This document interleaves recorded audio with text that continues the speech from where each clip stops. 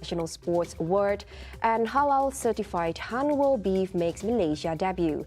And in world news, the Titan submersible update. These are the headlines for tonight. I'm Handy Gui, and this is TVS Nightline.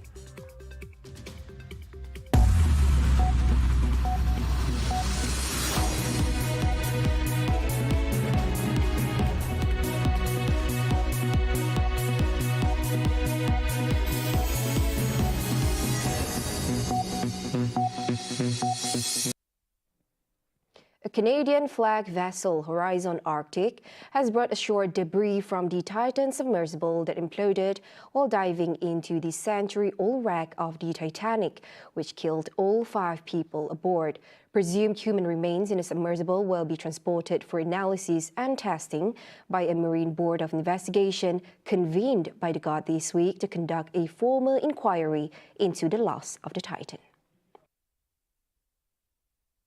Video shown from the Canadian Broadcast Corporation entails what appeared to be the nose of the submersible and other shattered fragments wrapped in a white tarp. It was pulled up by a crane of the Horizon Arctic vessel at the St. John Harbour on Wednesday morning. Presumed human remains were recovered from within the shattered hulk of the submersible, and the debris is expected to shed more light in the cause of the catastrophic implosion that killed everyone on board, although it was not immediately clear where the debris would be taken. Canadian and U.S. authorities have in the past week announced investigation into the incident, which has raised questions about the unregulated nature of such expeditions. The deep-sea submersible, operated by OceanGate Expeditions, were discovered in pieces on the seabed some 1,600 feet from the bow of the Titanic by a robotic diving vehicle last week, ending a multinational 5-day search for survivors. For the first time ever, South Korea will export halal-certified HANWOO or premium Korean beef into Malaysia.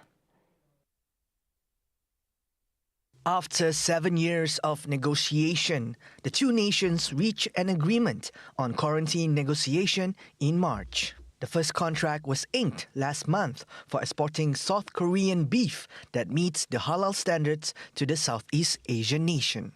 The Ministry of Agriculture, Food and Rural Affairs noted that the initial shipment will originate from the western city of Incheon. Commencing with the first agreement, the Republic is projected to export a cumulative amount of 1,875 tons of Korean beef in the upcoming 3 years, equivalent to approximately 2,500 cows annually. The volume exceeds 13 times the 44 tons shipped overseas in 2022. South Korea is now able to export HANWOO beef to 4 nations: Malaysia, Hong Kong, Macau, and Cambodia. 3 talented athletes hailing from Sarawak have been nominated for the prestigious 2022 National Sports Award held in Kuala Lumpur. Among them is the renowned national diving queen Dato' Pandelela Rinong, who is a strong contender for the National Sports Woman Award. Pandelela's remarkable achievements and dedication to the sport have earned her spot alongside 4 other exceptional athletes, including her teammate Noor Dabita Sabri. The nominations reflect the outstanding sporting talents and achievements of Sarawak's athletes on the national stage. Meanwhile, in the National Paralympic Sportsman category, Sarawakian powerlifters Jong Yi Ki and Bonnie Bunyao Gustin are nominated alongside paracyclists Muhammad Yusuf Hafizi Shaharuddin, shuttler Chia Li Ku, and swimmer Muhammad Noor Shafil Zulfafli. Brenda Analia Larry, Carmen Lim and Nani Shahira Zawari will compete for the National Paralympic Sports Woman Award, while badminton champions Aaron Chia and Su Woo Yi are candidates for the National Sportsman Award.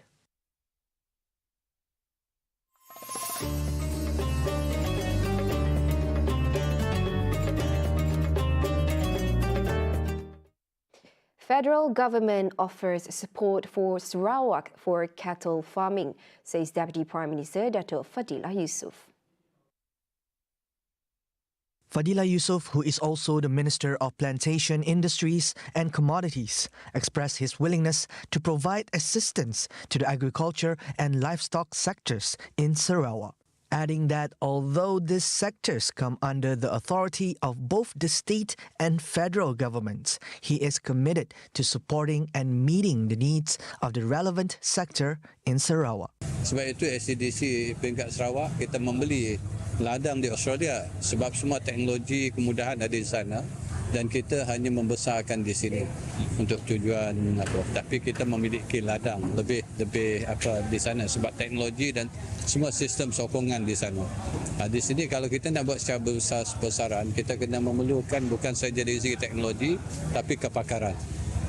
Yang itu yang lebih utama lah. Fadila emphasized the significance of acquiring expertise and leveraging the latest technology in the livestock sector to achieve optimal production.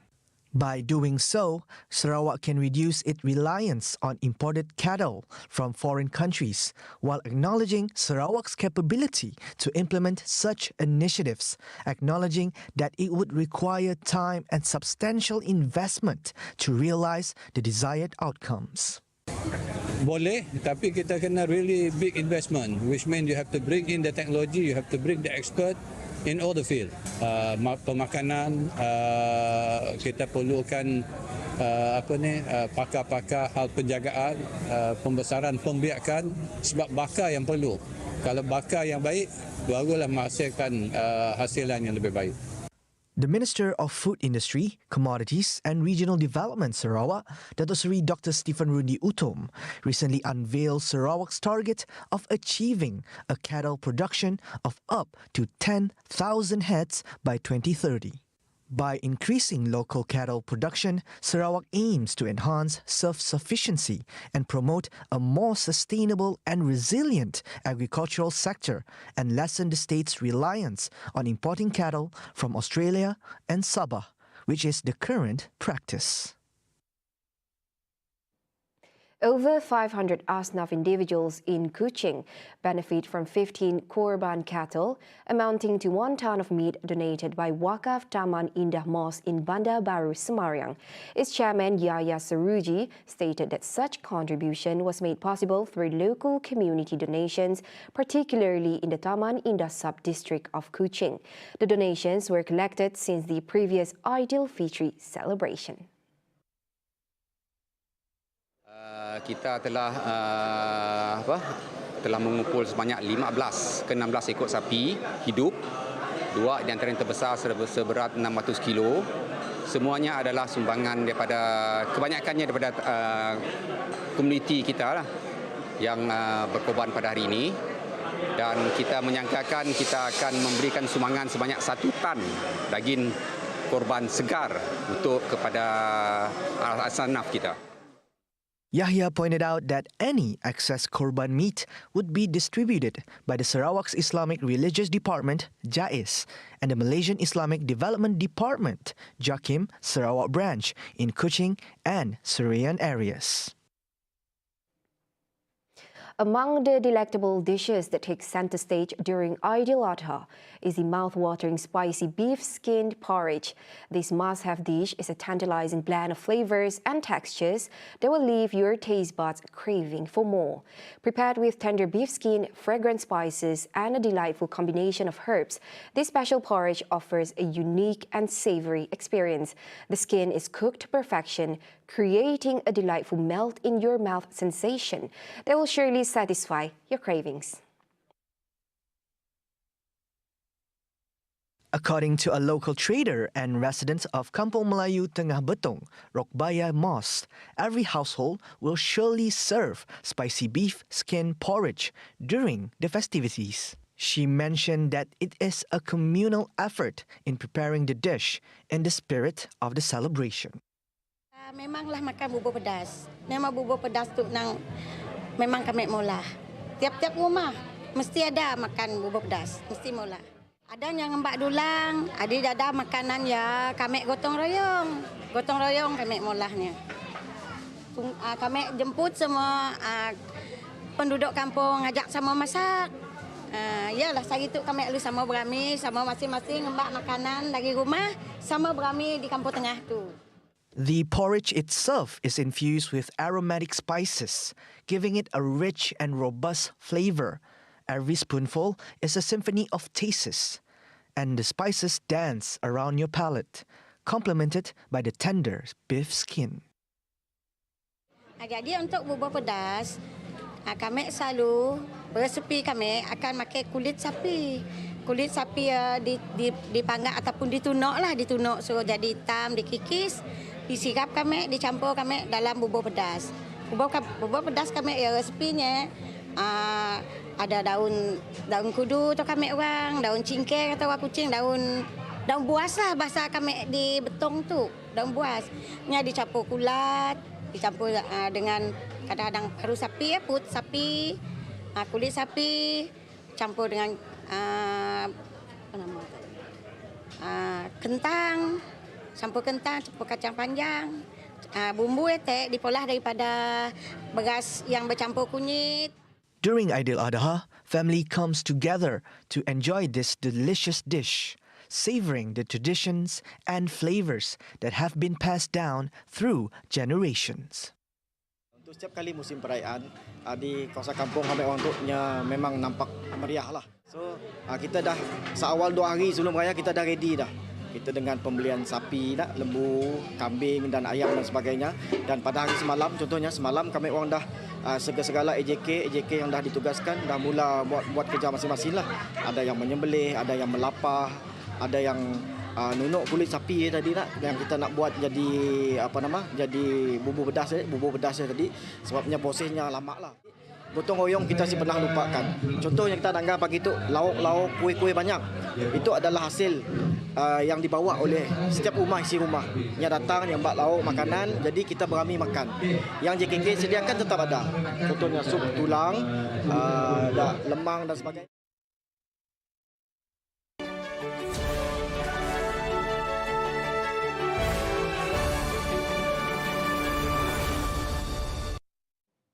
Despite facing speech impairment as a person with disabilities (PWD), Raji Narawi has never allowed it to hinder his dedication to providing for his family. At the age of 69, Raji has remained loyal to his profession as a barber for over 4 decades.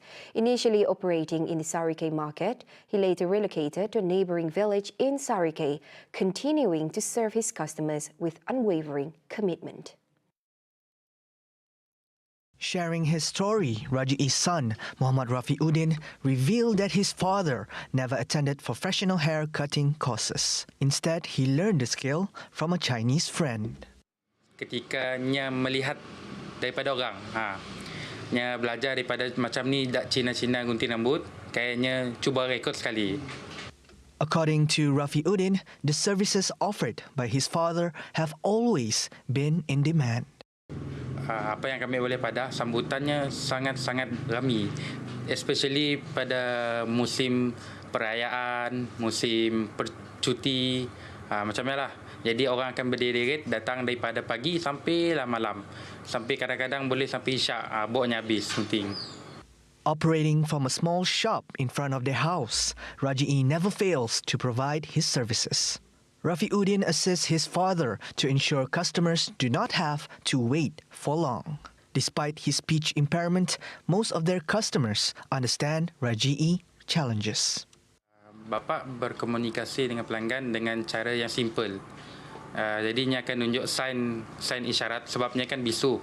Jadi dia akan menunjukkan cara signnya yang simple. Contoh macam gunting. Contoh macam botak. Jadi orang boleh faham bila menerangkan benda yang biasa. Raji's precise cutting technique and affordable prices make his services highly sought after, with 5 ringgit for adults and 4 ringgit for children. Saya dah plan menaikkan harga seperti di pasaran sebab mungkin ialah apa yang cuba bapa untuk tahankan. Jadi saya mau naikkan harga untuk kesenangan para customer lah. Jadi kami orang si terbeban juga dengan cukai-cukai gede. Jadi kami orang boleh pula harga dengan harga yang si begitu membebankan. Customers who frequently visit Raji are highly satisfied with his work. Buang Akup, 62, mentioned that he has been a loyal customer since his teenage years. Memang kami selalu duduk dari 93 kami. Kami pindah dari Daro, Serkir tu memang itulah tempat kami lah. Memang kaki tetap duduk. When asked about communication with his father, Rafiuddin mentioned that he learned to understand him since childhood. He also expressed his hopes that his father's business will continue to receive support and mentioned Raji's aspiration to expand the barbershop. Coming up right after the break, motorcycle icon detained in Ops Samseng Jalanan. And in world news, over 600 human traffickers arrested in Indonesia. Right here on TVS Nightline. Stay tuned.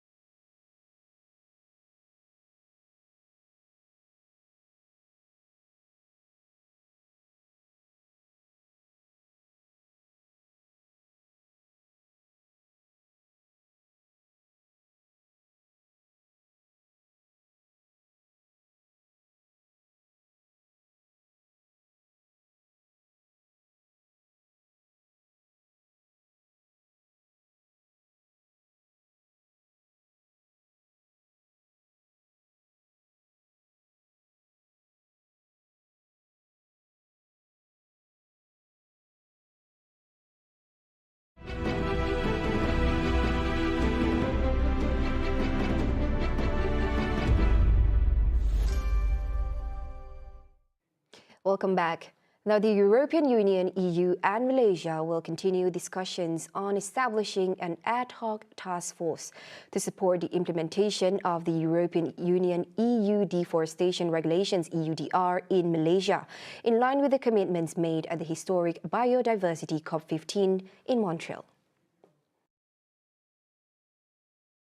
The bloc and Malaysia remains a strategic partners that share a common objective of protecting nature and biodiversity. Its Director General for the Environment, Dr. Florika Fink-Huger, in a statement said constructive dialogues and collaboration are underway on the environmental front. Yesterday, Fink-Huger visited Malaysia to advance EU-Malaysia cooperation on environmental issues and as a follow-up to Malaysia's diplomatic mission to Brussels alongside Indonesia last month. During her visit, she also met with the Deputy Prime Minister, Datuk Seri Fadila Yusof, who is also the Minister of Plantation and Commodities, as well as Natural Resources, Environment and Climate Change Minister Nik Nazmi Nik Ahmad, and business leaders, producers, smallholders, and environmental organizations. At the same time, Fink-Huger shared perspectives and progress on the EU's policies and gained insights from environmental activists, conservationists, and social entrepreneurs in the country.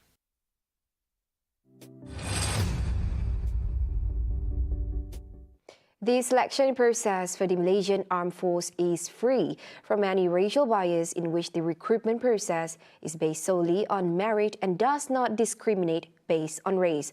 Army Chief Tan Sri Muhammad Abdul Rahman reaffirms the commitment of the Malaysian Armed Forces to ensuring a fair and equal opportunity for all individuals who aspire to serve their country. The selection criteria prioritize the skills, capabilities and qualifications of applicants, thus disregarding the racial background. Tentera ni risikonya tinggi, tapi mereka dapati dengan risiko yang tinggi tersebut, dia punya gajinya tidaklah setimpal sebagaimana risiko yang bakal mereka hadapi. Dan yang keduanya, because mereka tertakluk kepada disiplin yang sangat ketat.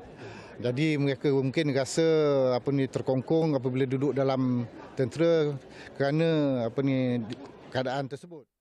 He said when asked to comment on the Army's effort in the matter of the Aidil-Adha sacrificial ceremony at Camp Perdana Sungai Bersih, Kuala Lumpur on Thursday. He further added that there is no specific quota allocated to any party. Thus, he calls upon all eligible Malaysians to join the forces. Meanwhile, the Army has also carried out an information campaign in schools to attract non-Bumiputra candidates to join the force. The campaign aimed to provide information to non-Bumiputras as well as the younger generation as a whole on career opportunities in the Army, which is one of the branches of the armed forces. Commenting on the ceremony, he said 32 cows will be sacrificed and distributed to the community within the camp. He said the Army is collaborating with 9 non-governmental organizations to distribute the sacrificial meat to the Asnaf group around the city. Adding further, he said cows were also sent to the Malaysian borders so that soldiers on duty there could perform the sacrifice as well. Ibadah ini ataupun aktiviti ini kita laksanakan di seluruh negara, di seluruh kem-kem di Malaysia ya. Begitu juga dengan anggota-anggota kita yang melaksanakan operasi di perbatasan. Lembu-lembu juga akan ada diagihkan kepada mereka supaya mereka dapat merasakan ataupun melaksanakan aktiviti ini dalam mereka melaksanakan operasi, tapi mereka juga dapat melaksanakan ibadah korban dan solat sunat Aidil-Adha. A social media influencer / motorcycle icon is among the 284 individuals detained in Ops Samseng Jalanan in conjunction with the Hari Raya Aidil-Adha celebration at Pegawai Road that began from 11 p.m. to 4 a.m. The 23-year-old youth who resides in Kuala Lumpur was previously detained for not owning a license. Salah seorang daripada tangkapan ni, seorang influencer lah, yang sangat terkenal, yang mana menjadi idola lah kepada budak-budak motor ni. Dia pun hadir bersama lah dalam operasi malam ni. Dia pun terlibat lah, ditangkap bersama lah. Ahmad Shukri said all motorists involved were ordered to tow their motorcycles on foot from Pegawai Road to Alostar Traffic Police Station following the 5 hours operation from 11 p.m. to 4 a.m. He said 284 individuals were detained, including 3 females aged between 15-year-olds and in their 20s. Ahmad Shukri explained that of the 284 motorcycles inspected, 50 were impounded for various violations and are being investigated under Section 64, Subsection 1 of the Road Transport Act 1987. Of that number, 194 summons were issued. Summons were also issued against the owners of the motorcycles who allowed underage individuals or those without licenses to ride.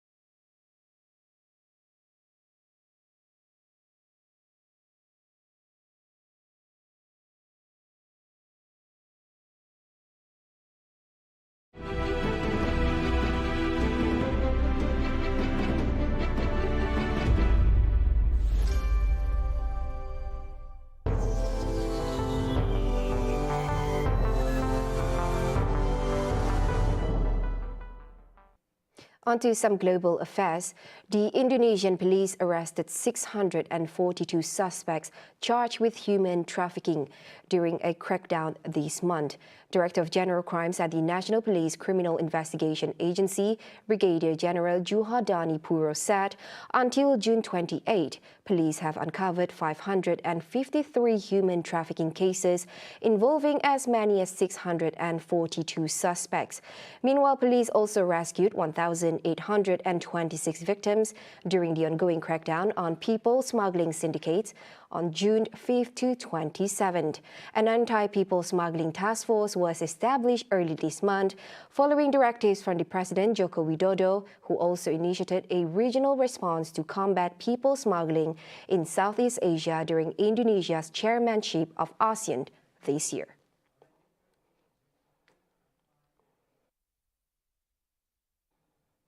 Ever wondered what tomato ketchup might taste like as an ice cream flavor? Or how about biscuits? Well, now you can try those very flavors at the Ice Cream Project, a summer concept store by British designer Anya Hindmarch, opening in London. The shop offers a variety of ice creams and sorbets that nod to Hindmarch's favorite food brands, including Warburton Crumpets, Blue Dragon Sweet Chili Sauce, and Kellogg's Rice Krispies and Cocoa Pops cereals. Yeah, I think it's a really cool concept. I think it's such a great opportunity to try some flavours that you wouldn't otherwise get a chance to try, and also just experiment a bit. I'd never go out and buy a pea ice cream, but actually it's one I've tried today and it's really surprised me. Other flavors include Ribena drink-flavoured sorbet and KP salted peanuts flavoured ice cream, among others. But people tend to like and have 2 scoops of something really unusual. I mean, there are some daredevils that come in here and say, give me sweet chili and lemon curd, and you're, really? But they love it. The Ice Cream Project, a summer concept store by British fashion accessory designer Anya Hindmarch in London, will be open until August 27th this year. Amid the increasing geopolitical risk, Japan and South Korea have agreed on Thursday, June 29th, to revive a $10 billion currency swap deal, building on improving two-way ties to strengthen a regional financial safety net.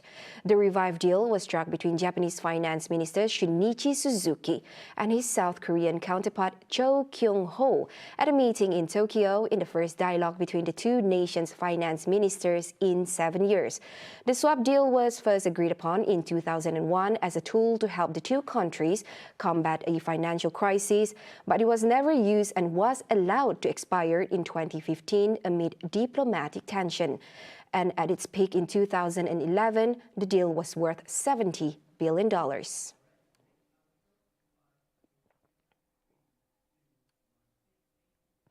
See the world closer with TVS as we bring you the latest news updates both locally and internationally. For more headlines anytime, anywhere, just head on to our official website, tvstv.my, or follow us on our social media platforms. And those were the updates for tonight. I'm Handy Gui. Thank you for watching and have a good night.